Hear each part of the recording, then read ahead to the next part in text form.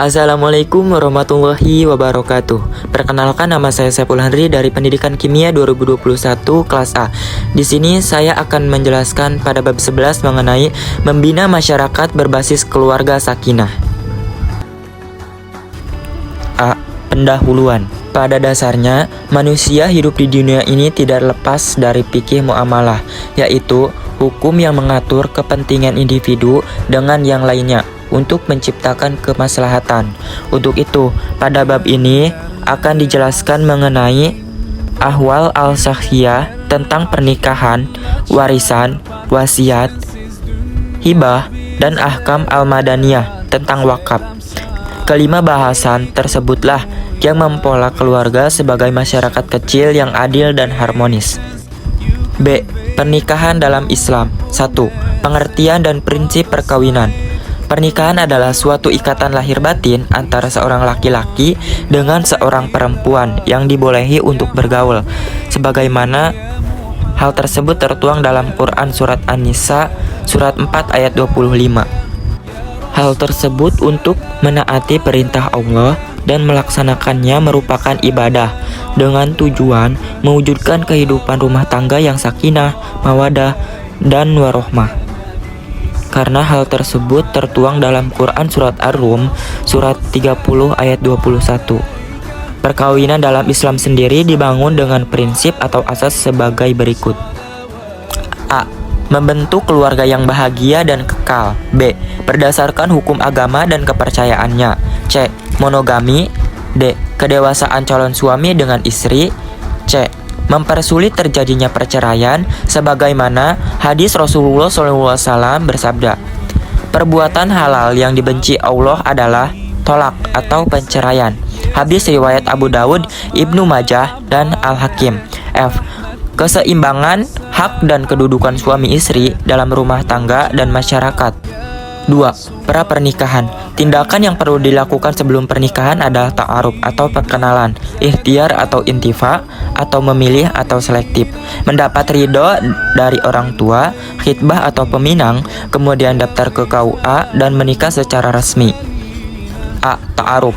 Islam mengajarkan kepada manusia untuk saling mengenal, mengerti, dan berlapang dada sebagaimana firman Allah Subhanahu wa taala berfirman dalam Quran Surat Al-Hujurat Surat 49 ayat 13.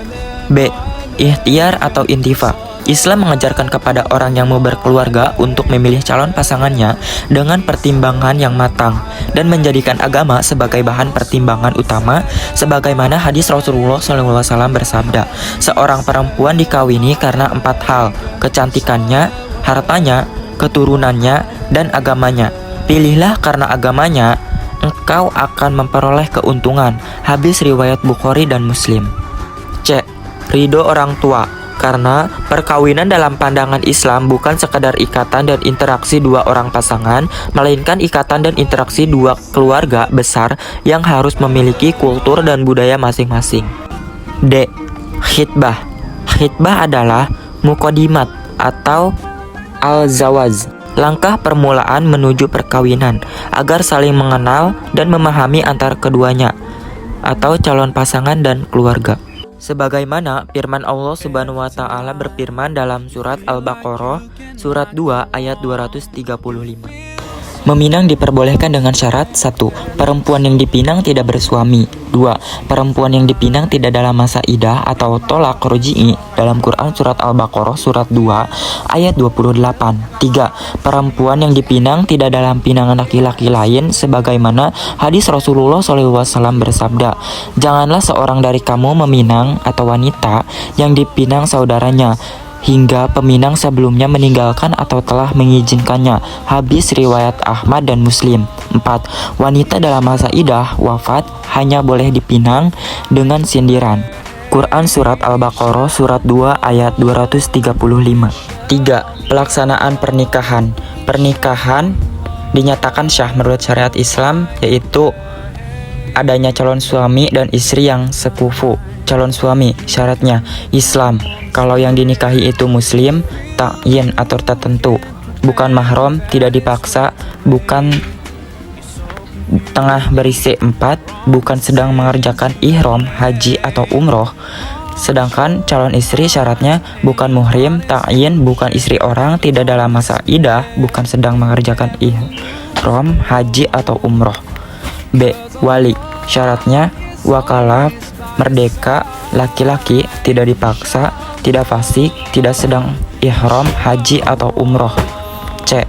2 saksi. Syaratnya Islam, mukallaf, merdeka, adil, tidak tuli, dan bisu, tidak merangkap antara wali dan saksi. Minimal 2 orang laki-laki atau 2 orang perempuan dan 1 laki-laki, paham ijab dan qabul. Sigot atau ijab dan qabul. Syaratnya harus dengan kata nakaha atau zawaja atau terjemahannya. Demikian juga qabulnya dengan kata qabiltu atau terjemahannya. Tidak terselang antara ijab dan qabul. Dengan perkataan lain dipahami dan terdengar oleh saksi. Tidak muagat atau tidak dibatasi waktunya. Mas kawin atau mahar. Mahar bukan rukun, tapi wajib diberikan kepada istri dan tidak terbatas minimal dan maksimalnya. Hukum nikah. Hukum nikah ada 5 macam, yaitu A. Jaiz atau dibolehkan. Ini asal hukumnya yaitu bagi orang yang tidak terhalang dan tidak terdesak. B. Sunnah, yaitu bagi orang yang berkehendak serta cukup belanja dan takut akan tergoda dengan zina. C. Makruh, yaitu bagi orang yang tidak mampu memberi nafkah atau lahir dan batin. D. Haram, yaitu bagi orang yang berniat akan menyakiti atas perempuan yang dikawininya, baik secara lahir maupun batin. E. Wajib, yaitu bagi orang yang cukup nafkah lahir dan batin, takut tergoda dengan zina dan dapat diatasi hanya dengan menikah atau setelah melakukan puasa. 5. Iddah. Iddah adalah masa menunggu bagi perempuan yang diceraikan atau ditinggal mati oleh suaminya untuk dapat menikah lagi. Masa iddah ini yang dijalani oleh perempuan itu bervariatif, yakni sebagai berikut. Untuk yang masih haid itu lamanya 3 kali kuru atau suci. Untuk yang tidak haid atau menofus lamanya 3 bulan. Untuk yang ditinggal mati suaminya lamanya 4 bulan 10 hari. Untuk yang dalam keadaan hamil lamanya sampai melahirkan. Sedangkan yang tidak digauli itu tidak ada iddah, tetapi merujuknya harus dengan nikah baru. 6. Rehabilitasi pernikahan atau rujuk. A. Pengertian rujuk. Rujuk adalah kembalinya sang suami kepada istri setelah terjadi talak, raji atau pencabutan ikrar atau pernyataan suami, sebagaimana tertuang dalam Quran Surat Al-Baqarah Surat 2 ayat 228 dan 231 atau Quran Surat At-Tolaq Surat 65 ayat 2. B. Rukun dan syarat rujuk. Melakukan rujuk harus memenuhi rukun dan syarat sebagai berikut. 1. Rukun rujuk.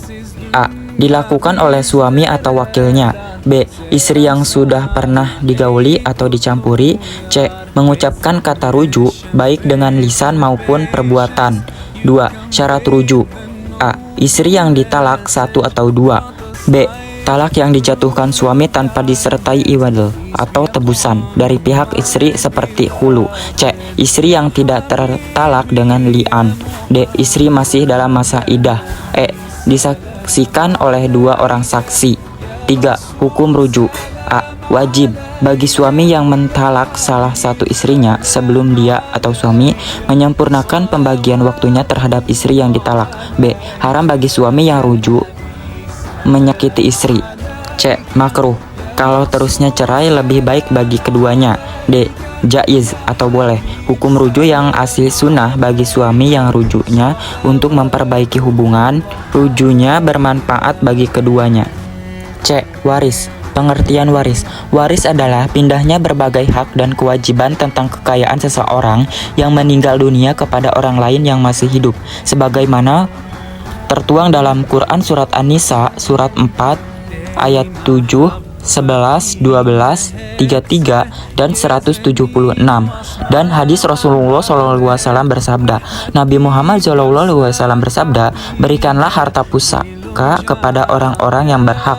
Sesudah itu sisanya untuk orang laki-laki yang lebih utama.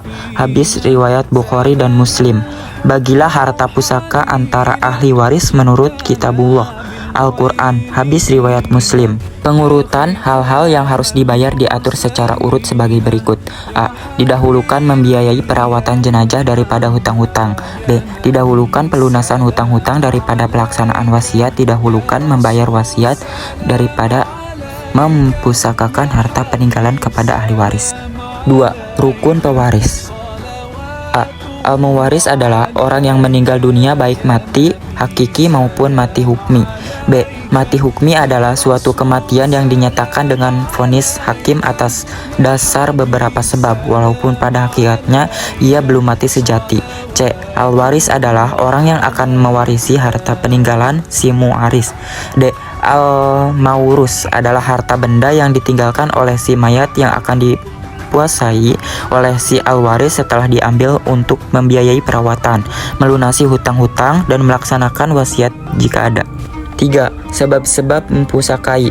A. Sebab perkawinan. B. Sebab kekerabatan. C. Wala. 4. Syarat-syarat pewarisan. A. Matinya mewaris secara hakiki atau hukmi. B. Hidupnya ahli waris setelah meninggalnya mewaris meskipun secara hukum. C. Tidak terhalang mewarisi, yaitu bukan budak, bukan pembunuh, tidak berlainan agama, dan tidak berlainan warga negaranya atau dalam ikhtilaf. 5. Orang-orang yang berhak menerima warisan. A. Ashabul furud. Ashabul furud adalah ahli waris yang masing-masing bagiannya telah ditentukan. Furudul al-mu'addoroh. Dalam Al-Quran, Surat An-Nisa surat 4 ayat 7, 11, 12, dan 176, yaitu ada 12 orang, terdiri atas 4 orang dari pihak laki-laki dan 8 orang dari pihak perempuan. Pihak laki-laki 4 orang yaitu suami, ayah, kakek, sohih, terus ke atas dari pihak bapak dan saudara seibu. Untuk pihak perempuan 8 orang yaitu 1 istri, 2 anak perempuan, 3 cucu perempuan pancar laki-laki atau anak perempuan dari anak laki-laki, dan seterusnya ke bawah. 4 saudari sekandung seayah seibu. Yang kelima ada saudari seayah. Yang keenam ada saudari seibu. Yang ketujuh ada ibu. Dan yang kedelapan nenek sohih terus ke atas dari pihak ibu. B. Furudul muqaddoroh, yaitu ketentuan hukum tentang bagian masing-masing ahli waris sebagai berikut. 1 setengah, 2 seperempat, 3 seperdelapan, 4 2/3, 5 sepertiga, dan 6 seperenam. Adapun secara terinci bagian-bagian mereka adalah sebagai berikut. 1. Ahli waris mendapatkan setengah ada 5 orang. 2. Ahli waris yang mendapat seperempat ada 2 orang. 3. Ahli waris yang mendapat seperdelapan ada 1 orang. 4. Ahli waris yang mendapat 2/3 ada 4 orang. Yang kelima, ahli waris yang mendapat sepertiga ada 2 orang. Yang keenam, ahli waris yang mendapat seperenam ada 7 orang. C. Asobah. Asobah yaitu ahli waris dari pihak anak laki-laki dan kaum kerabat dari pihak bapak atau yang diberikannya kepada sisa bagian setelah asobal furud mengambil bagiannya yang sudah ditentukan. Asobah dibagi 3, yaitu asobah binafsih, yaitu ahli waris yang berhak menerima waris karena dirinya sendiri sebagai asobah. Mereka ada 13 orang. 2. Asobah bil ghair, yaitu ahli waris yang menjadi asobah karena ahli waris lain yang telah menjadi asobah untuk mendapat bagian sebagai asobul furud apabila tidak ada asobah binafsi. Mereka ada 4 orang. 3. Asobah ma'al ghairi, yaitu ahli waris yang menjadi asobah karena bersama-sama dengan waris lain yang bukan asobah. Apabila ahli waris yang lain tidak ada, maka mereka mendapatkan bagian sebagai asobul furud. Mereka ada 3 orang. 4. Zawil arham, yaitu keluarga yang mendapatkan warisan karena ada hubungan keluarga atau rahim dari perempuan atau orang yang meninggal.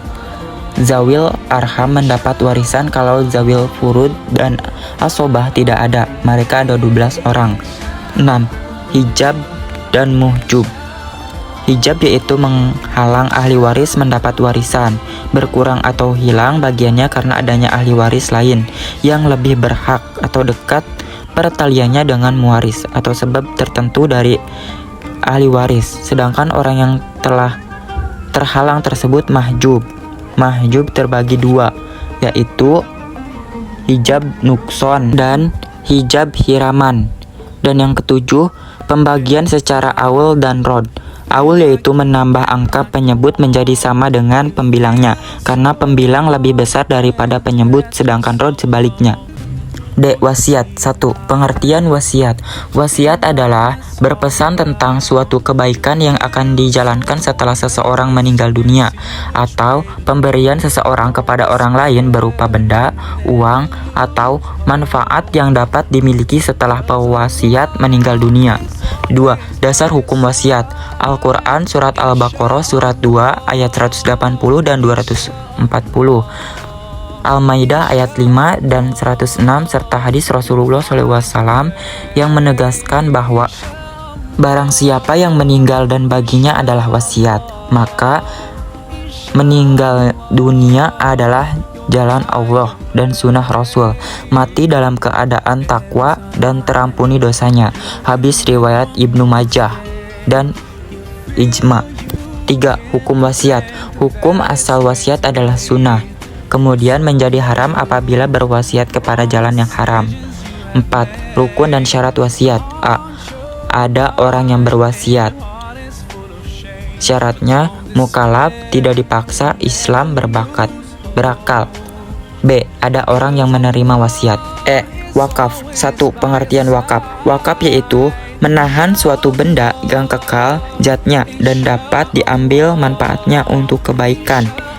2. Rukun dan syarat wakaf. A. Wakif. Orang yang mewakafkan benda. Syaratnya mukallaf, kehendak sendiri, dan berakal. B. Mauquf yaitu benda yang diwakafkan. Syaratnya kekal zatnya, bermanfaat, dan milik sendiri.